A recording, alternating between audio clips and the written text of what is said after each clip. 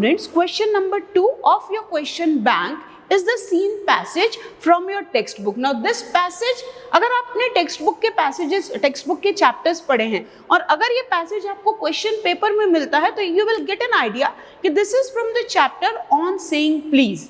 तो जैसा मैंने आपको कल भी बोला है, आपको अगर रिवीजन करना है पूरे सब्जेक्ट्स का या किसी भी सब्जेक्ट का, तो बच्चा just read your textbook. It will give you the best information about the subject.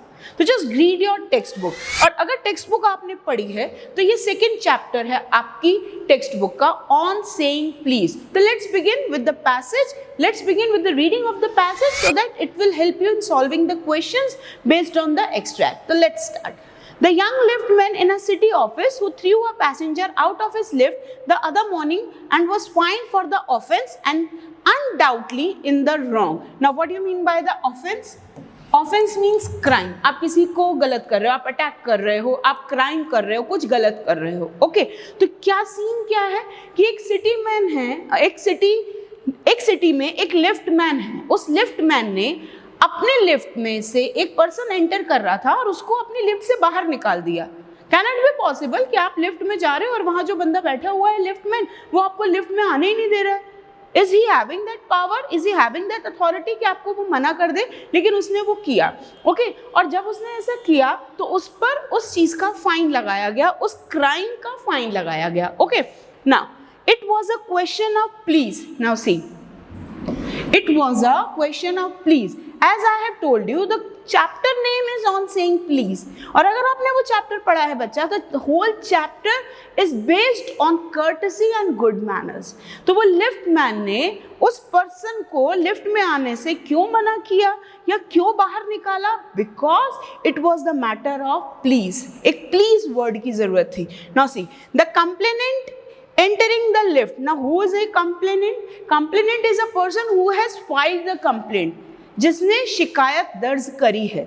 जो पर्सन लिफ्ट में जा रहा था, जिसको लिफ्टमैन ने लिफ्ट से बाहर निकाल दिया, वो कंप्लेनेंट है, बिकॉज उसने कंप्लेंट करी है लिफ्टमैन के against. Okay, the complainant entering the lift said top. तो जो कंप्लेनेंट है उसने लिफ्ट में घुसते हुए क्या बोला? Top. Now see, the liftman demanded top please, and this concession being refused, he not only declined to comply with the instruction but hurled the passenger out of the lift. Now understand the scene. जब तक आप extract समझोगे नहीं, आप answer नहीं लिख पाओगे. तो ये एक्सट्रैक्ट ये कह रहा है कि जब लिफ्टमैन ने उस पर्सन को लिफ्ट में ये बोला कि टॉप नहीं, टॉप प्लीज बोलिए, तो कंप्लेनेंट या जो पर्सन लिफ्ट में घुसा था उसने बोला नहीं, मैं प्लीज क्यों बोलूं? आपका काम है, आपको लिफ्ट ऊपर लेके जानी, आप लिफ्ट ऊपर लेके जाओ, आप प्लीज क्यों बोल रहे हो मुझे बोलने के लिए? मैं प्लीज नहीं बोलूंगा. इस बात पर लिफ्टमैन को गुस्सा आ गया और उसने उस पर्सन को लिफ्ट से बाहर निकाल दिया. ओके, नाउ अगर पर्सनल रिव्यू क्वेश्चन इस एक्सट्रैक्ट पे आता है, I am asking you one question. अगर आप इस सीन पर अपना ओपिनियन देना चाहते हैं, what you want to say about this, in whom favour you are, आप किसके फेवर में हैं? लिफ्टमैन के या the person who has filed the complaint against the liftman? अगर लिफ्टमैन डिमांड कर रहा है कि उसको भी रिस्पेक्ट की जरूरत है, उसको प्लीज बोल के काम कराया जाए, तो क्या लिफ्टमैन गलत है? और the person who is entering the lift, वो ये बोल रहा है कि लिफ्टमैन का काम है वो करना, उसके लिए उसको रिक्वेस्ट की क्या जरूरत है? Why should I request him to do that? So this is a personal review question which you can be asked to answer in the question paper. Okay, now this of course was carrying a comment on manner too far. Now this is a comment on manner, behavior, good manners. Now आपको बचपन से सिखाया गया है be polite, be humble, just have some good manners. तो good manners होते क्या हैं? गुड मैनर्स क्या सिर्फ आप अपने घर के लोगों से बिहेव करें वही गुड मैनर्स है? अपने घर के लोगों को रिस्पेक्ट दे वही गुड मैनर्स है? No, good manners must be embedded in the personality. कि आप कहीं भी जा रहे हैं, आपको कोई भी दिख रहा है, आप उससे बहुत हम्बल एंड पोलाइट तरीके से बात करें, that is good manner. And this is the same thing कि वो लिफ्टमैन का कमेंट था on the manner of that person. उस पर्सन का बिहेवियर कैसा था दूसरों की तरफ. No matter he was a liftman, his profession was not so big, but still he was a human. एक इंसान है वो, एक इंसान. रिस्पेक्ट, एक डिग्निटी उनको चाहिए, वो एक्सपेक्ट करते हैं कि हर कोई, everyone is having a self respect, तो हर कोई एक रिस्पेक्ट का लेवल एक्सपेक्ट करता है दूसरे से. Okay, discourtesy, what do you mean by discourtesy? Discourtesy means behaving in a wrong way. Courtesy का एंटोनिम होता है discourtesy. Courtesy means good manners, discourtesy means behaving in a bad manner way. Okay, is not a legal offence. Legal offence, legal crime. अब आप कोई भी किसी के घर चोरी कर रहा है तो वो लीगल क्राइम है, किसी का मर्डर कर रहा है कोई लीगल क्राइम है, आप फिजिकली किसी को असॉल्ट कर रहे हो, हमला कर रहे हो, वो लीगल क्राइम है, डोमेस्टिक या मेंटल हरासमेंट दे रहे हो वो लीगल क्राइम है. पर इंडियन पेनल कोड में, इंडियन लॉ में डिसकर्टेसी अभी तक लीगल क्राइम नहीं माना गया है. तो क्या डिसकर्टेसी एक लीगल क्राइम है? Again a personal review question based on this line. आपको क्या लगता है, क्या वो लीगल क्राइम है? यस, लीगल क्राइम है. Physical wound can be filled up. अगर आपको चोट लगी है वो चोट ठीक हो जाएगी, पर अगर आपके दिल और दिमाग पे किसी ने आपको चोट दी है वो कभी भी ठीक नहीं होगी. तो अगर कोई किसी से गलत बिहेव करता है वो चोट डायरेक्ट दिल पे लगती है, and that is a crime. Okay, and it does not excuse assault and battery. Now what do you mean by this word assault? Assault means attack. Assault means attack. तो बच्चा जब आप चैप्टर पढ़ोगे इन words के meaning आपको text book में दिए हैं, so that it will help you to solve the vocab section. Okay, now what do you mean by this battery? This battery is not your mobile battery or any equipment battery. This battery means any behavior which cannot be tolerated, any behavior which can be harmful to your mind, to your heart, to your inner soul. ऐसा behaviour जो आपकी आत्मा तक को चोट पहुंचा सकता है. तो discourtesy is not a legal offence and it does not excuse. तो डिसकर्टेसी लीगल ऑफेंस नहीं है, तो इसका मतलब ये नहीं है कि कोई भी किसी की इंसल्ट करके चले जाए और सामने वाला कुछ भी ना कर पाए, कोई भी किसी को मेंटली हरास करके चले जाए, डिसरिस्पेक्टफुल से बिहेव करके चले जाए. Okay, now if a burglar breaks into my house, now again burglar means thief, breaks into my house, चोर चोरी करने के लिए घर में ताला तोड़ के घुसता है, उसको बोलते हैं to break into house. To enter someone's house without permission is known as breaking into house. Okay, now and I knock him down, the law will acquit me, and if I am physically assaulted it will permit me to retaliate with reasonable violence. Now समझो, if a burglar breaks into my house and I knock him down, और अगर कोई चोर मेरे घर में चोरी करने घुसता है और मैं उसको गिरा देता हूँ मार के, या मैं उसको मार देता हूँ, या मैं उस पर हमला करता हूँ अपने आप को बचाने के लिए, अपने घर को बचाने के लिए, the law will equity me. Equity का मीनिंग होता है फ्री ऑफ चार्ज. तो दैट मीन्स मैंने जो किया वो अपने आप को बचाने के लिए किया, चोर को अपने घर में घुसने से रोकने के लिए किया. तो I was right on my part.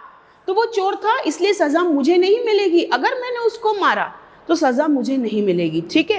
And if I am physically assaulted, और अगर चोर ने मुझ पर अटैक किया, assaulted means attack, if I am physically assaulted it will permit me.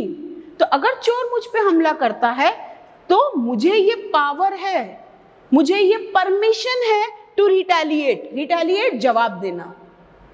आप अगर कोई आप पे हमला कर रहा है और वो चोर है जो आप पे हमला कर रहा है, तो सेल्फ डिफेंस में अगर आप उसको रिटेलिएट कर रहे हो, उसको जवाब दे रहे हो विथ रीजनेबल वायलेंस, तो मुझ पर कभी भी कोई चार्ज नहीं लगेगा.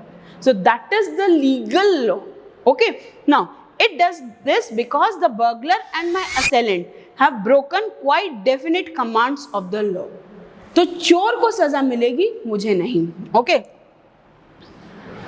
now but no legal system could attempt to legislate against bad manners or could sanction the use of violence against something which it does not recognize as a legally punishable offense. तो as I have told you, Indian Penal Code में कोई भी law ऐसा नहीं है कि जो आपको मिसबिहेव करने पर सजा दे सके. अगर आप किसी की इंसल्ट कर रहे हो, उसके खिलाफ कोई भी लॉ नहीं है कि आप पर कोई चार्ज लगेगा या आप पर कोई फाइन लगेगा. Okay, now and our sympathy with the liftman, we must admit that the law is reasonable. तो ये हमने मान लेना चाहिए कि हमारी सिंपैथी लिफ्ट मैन के साथ है, तो अगर उसने अपनी सेल्फ रिस्पेक्ट के लिए डिमांड किया कि ठीक है ये मेरा काम है कि लिफ्ट ऊपर लेके जाना, बट स्टिल आप थोड़ा सा पोलाइटली तो बोल सकते हैं, आप प्लीज तो बोल सकते हैं, आपका क्या चला जाएगा। लेकिन लिफ्ट मैन वो प्लीज सुन के बहुत खुश हो जाएगा। Okay, now it would never do if we were at liberty, liberty means freedom, to box peoples ears. Now to box मतलब टू पंच, टू बॉक्स मतलब टू पंच। मैं जितने भी वर्ड के मीनिंग्स आपको यहाँ बता रही हूँ वो कैब में हो सकता है उनमें से कुछ वर्ड्स आपको मीनिंग के लिए पूछा जाए। ओके, पीपल्स ईयर्स, तो किसी के कान पे मुक्का मारने का अगर आपको फ्रीडम है, because we did not like their behaviour और the tone of their voices और the scowl on their faces. Now what do you mean by scowl? Expression. तो आपका कभी मन करता है कोई पर्सन आपको देख के मुंह बना रहा है, बड़े गंदे गंदे फेसेस बना रहा है, या बहुत रफ टोन यूज कर रहा है आपके साथ, तो आपका मन क्या करता है? एक पंच मारो उसके मुंह पे। तो क्या आपके पास ये पावर है पंच मारने का? और अगर आप पंच मार दोगे तो क्या सामने वाले के पास कोई भी पावर है आपके अगेंस्ट कंप्लेंट फाइल करने का? यस, आपके पास पावर नहीं है उसको पंच करने का, क्योंकि उसने आपको कुछ गलत बोला नहीं है, उसने सिर्फ चेहरा गलत बनाया है, टोन गलत यूज की है, एब्यूसिव लैंग्वेज यूज नहीं की। लेकिन अगर टोन गलत है तो भी it is a crime. But हमारे इंडियन पेनल कोड में ऐसा कोई भी लॉ नहीं है कि आप किसी के खिलाफ से मिसबिहेव करने पर कंप्लेंट नोट करा पाओ, लेकिन अगर आपने उसको मारा तो आपके खिलाफ जरूर केस हो जाएगा।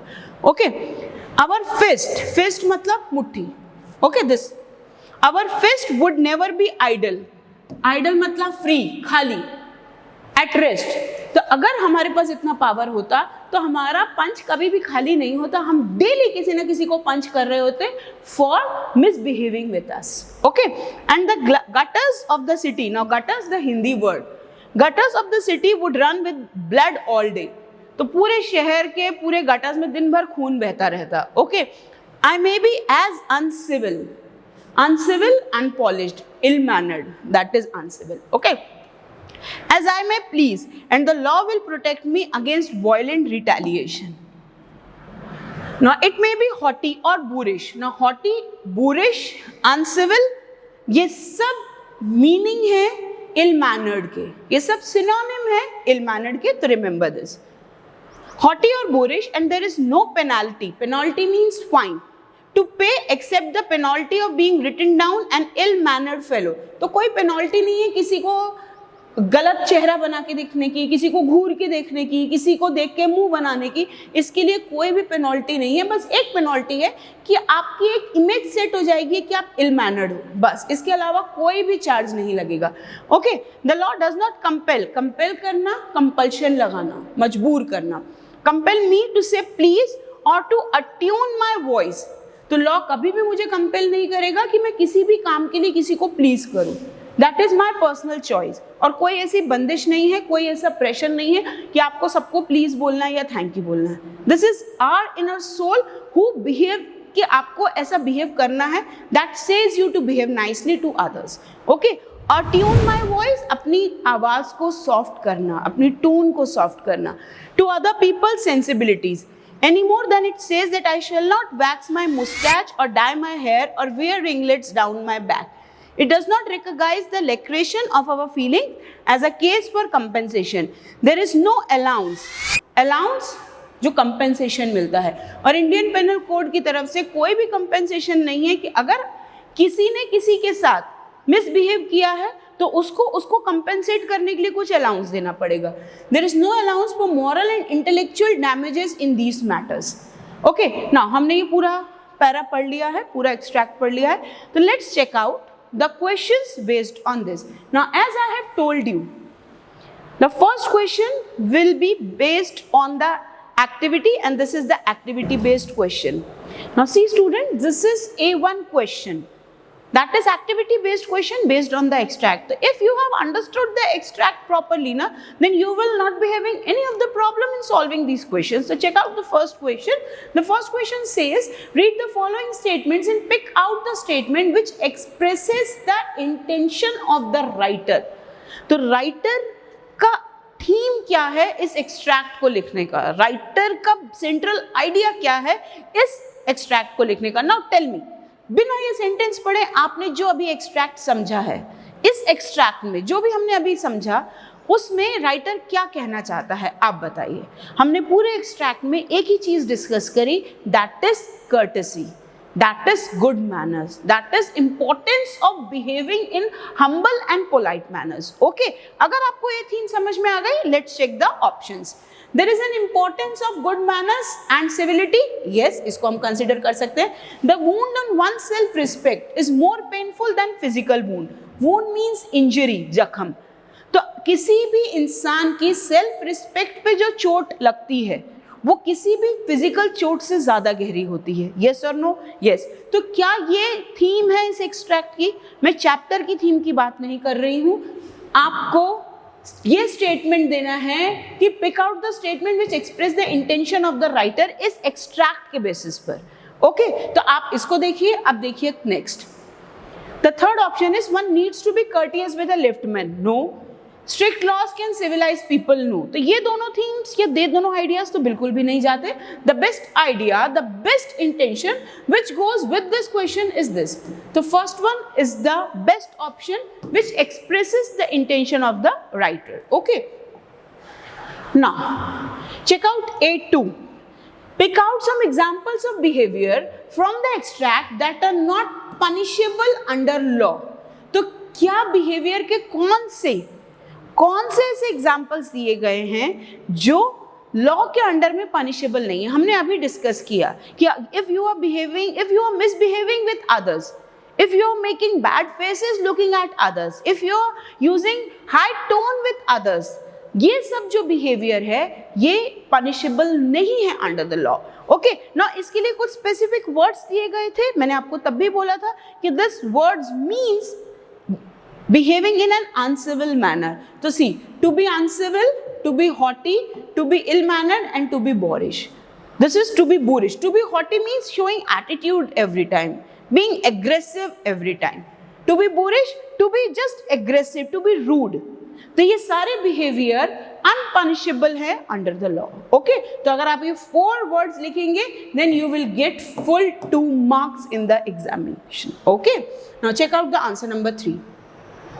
Now answer number 3 says, question number 3 says, the passenger damaged the liftman's self-respect. Support your answer with some defects from the extract. Now see, आपको अपना जो भी extract, जो भी आंसर लिखना है वो answer based on the context होना चाहिए, information given in the extract होना चाहिए। ओके, अब पूछा गया है आपसे क्या पैसेंजर ने लिफ्टमैन की सेल्फ रिस्पेक्ट पे को डैमेज किया था, सेल्फ रिस्पेक्ट को अटैक किया था? Yes, of course we have discussed this.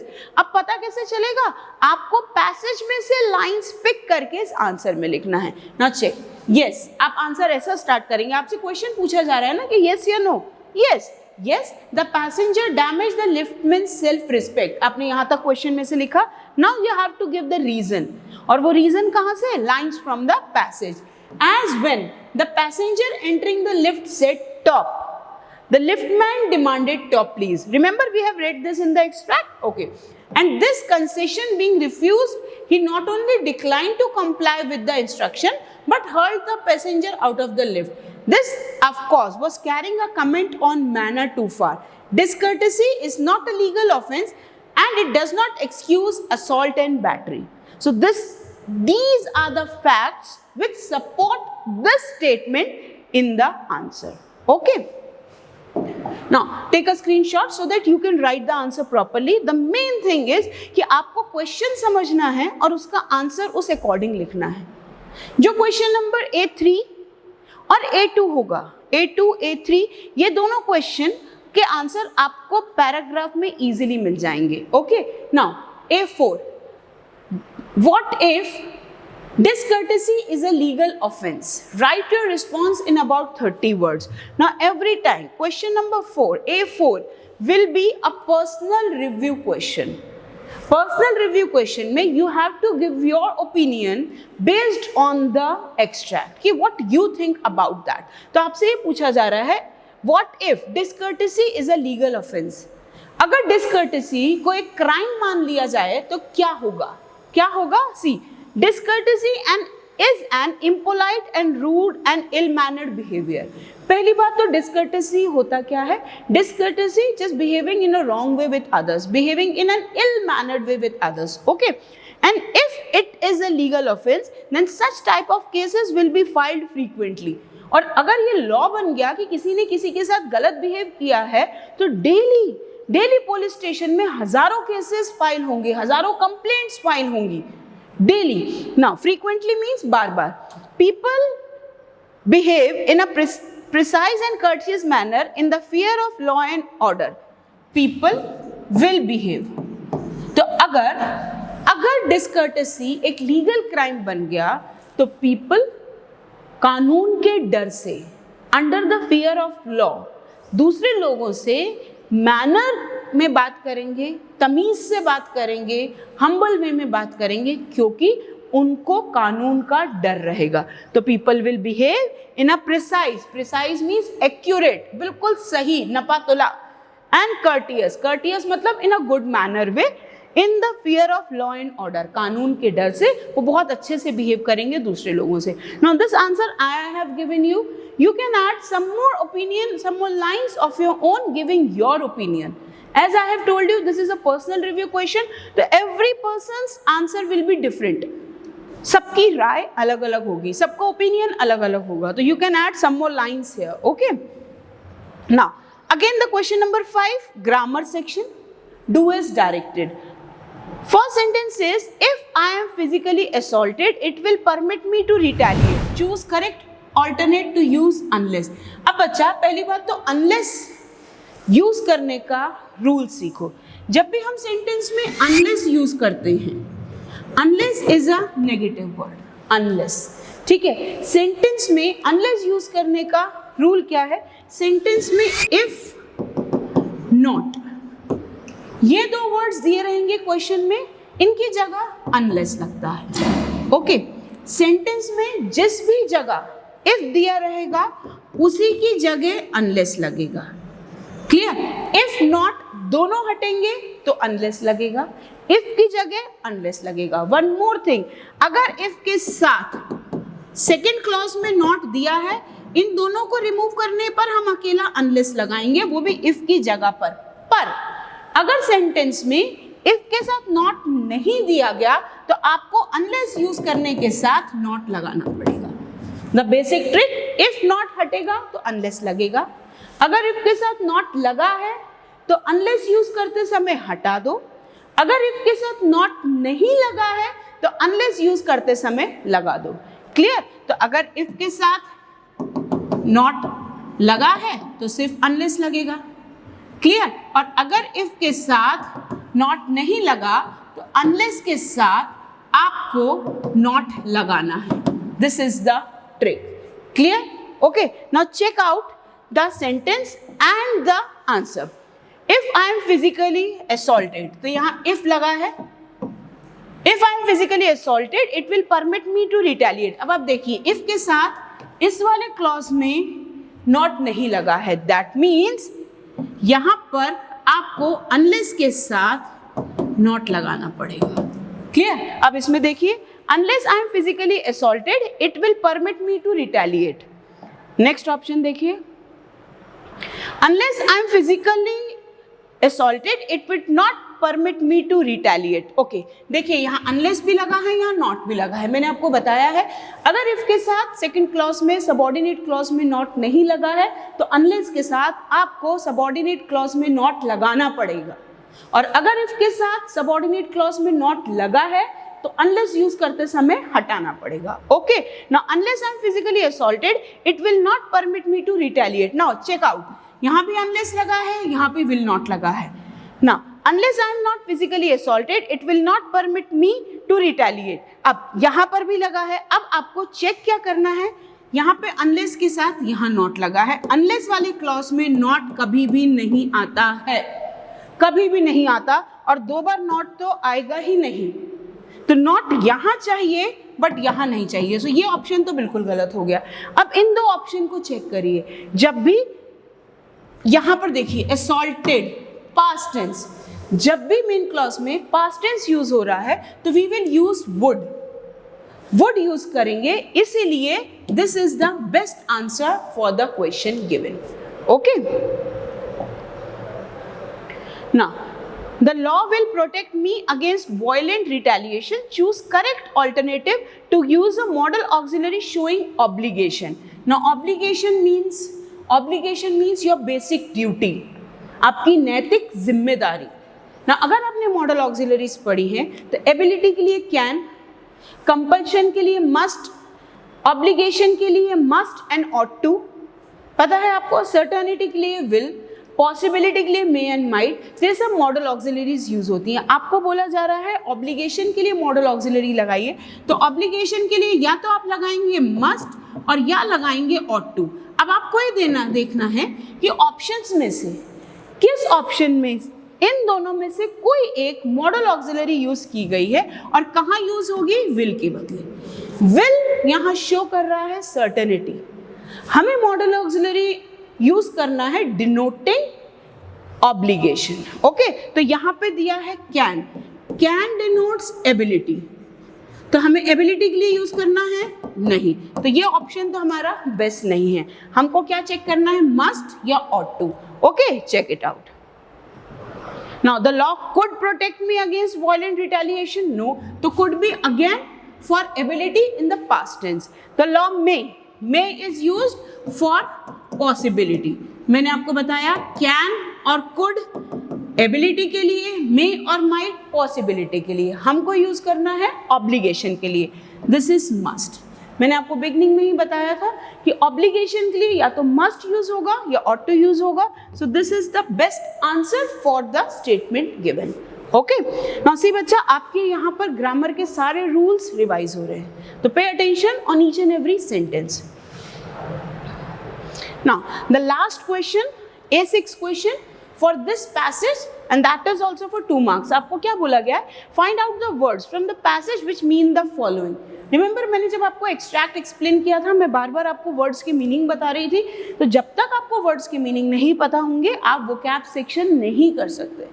That is why again and again I am telling you, just read the textbook, and in the textbook, on the right side of every page, the meanings are given for the passages, for the prose section passages. Okay, now lack of courtesy, जहाँ courtesy नहीं है उसको क्या बोलेंगे, और आपको word कौन सा यूज करना है बच्चा, जो extract में यूज है, अपने मन से नहीं.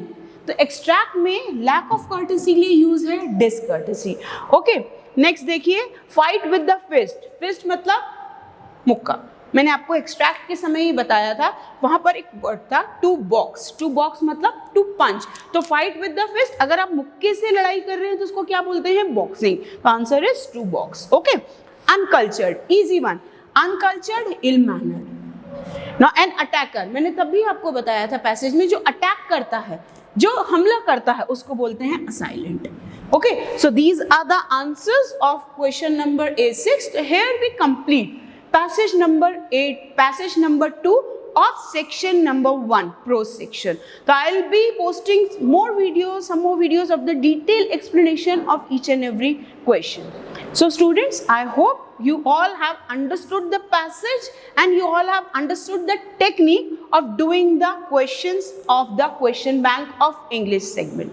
Okay, now what you have to do, you have to just like, share and comment on my video, and if you want me to post some more videos in this easy manner, just give your attendance in the comment box by just commenting, and just help your friends also by sharing this video. So just stay tuned and just support us. So your feedback is the booster for us. So if you want more videos, more and more videos of this question bank, just like, share and comment. Okay, so this is your Neetu ma'am saying you bye. Take care, stay tuned. Bye.